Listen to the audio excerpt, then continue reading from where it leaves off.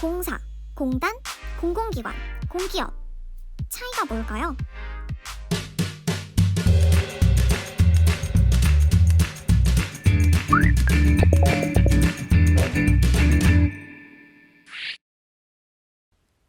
정부가 돈을 내서 설립하거나 재정 지원을 하는 기관을 통칭해서 공공기관이라고 하는데요. 이 안에 공사와 공단 등 공적인 역할을 하는 모든 기관이 해당됩니다. 그럼 도대체 공사, 공기업, 공공기관, 공단 분류의 기준은 뭘까요? 이들은 정부의 지원 규모, 설립 목적에 따라 달리 분류됩니다. 이 요건들은 결국 서로에게 영향을 다 미치는데요. 정부로부터 지원을 많이 받을수록 자율성이 상대적으로 떨어지고 목적도 공공적이어야 할 것 같다는 것 이해되시죠? 공기업의 가장 큰 특징은 자체 수입액이 총 수입액의 50% 이상을 차지해야 한다는 것입니다. 쉽게 말하면 정부로부터는 50% 미만의 정부 출자금을 받게 되니 상대적으로 자율적인 정부 조직이라고 할 수 있죠. 지금 나오는 곳들이 바로 한국의 공기업입니다. 이들은 굳이 시장에 맡기지 않고 공사 성격을 띠게 한 것은 가스, 전기, 도로철도, 공사, 항만, 자원, 도박 등을 시장에서 자율경쟁으로 맡길 경우에 독과점 문제가 나타날 수 있고 가격 담합 등 여러 가지 문제로 국민들에게 피해가 갈 수 있기 때문이죠. 그런데 수익사업이 주된 업무인 공기업도 자산 규모와 자체 수입액 비율에 따라 시장형 공기업과 준시장형 공기업으로 구분됩니다. 다시 말해 스스로 돈도 잘 벌고 규모가 있는 곳은 시장형 공기업이고 그보다 상대적으로 작지만 돈을 벌고 있는 곳은 준시장형 공기업이라고 부르는 것입니다. 그렇다면 준정부기관은 어떨까요?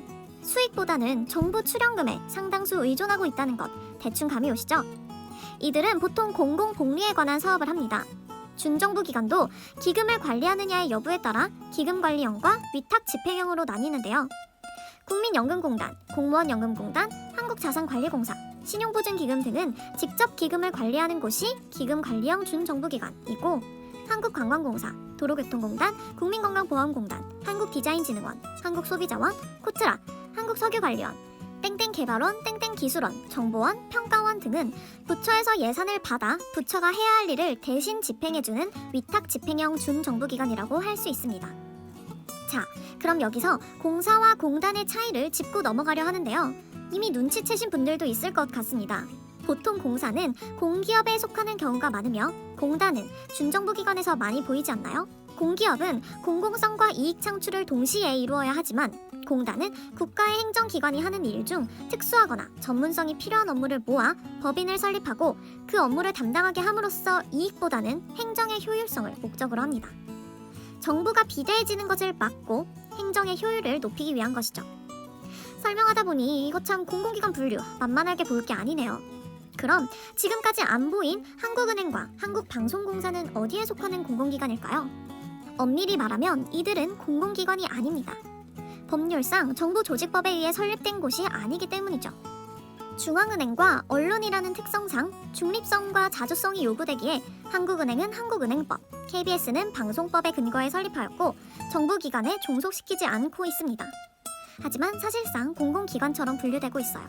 국가의 종속이다 독립이다 논란은 더 깊게 들어가다 보면 공공기관 기관장의 임명권이 누구에게 있는지, 이사회 이사 추천권은 어디에 있는지부터 해서 너무 복잡하기 때문에 이 부분은 그냥 넘어가겠습니다. 많은 분들이 헷갈려 하시는 공공기관 분류법 정말 헷갈릴만 하지 않나요? 정부기관, 준정부기관, 공기업, 사기업 순으로 정부의 그늘로부터 벗어난다는 것 이것이 오늘 내용의 핵심입니다. 다음에는 고시 패스보다 입사하기 어렵다는 금융공기업이 어디인지 알아보도록 하겠습니다. 지금까지 캐치였습니다.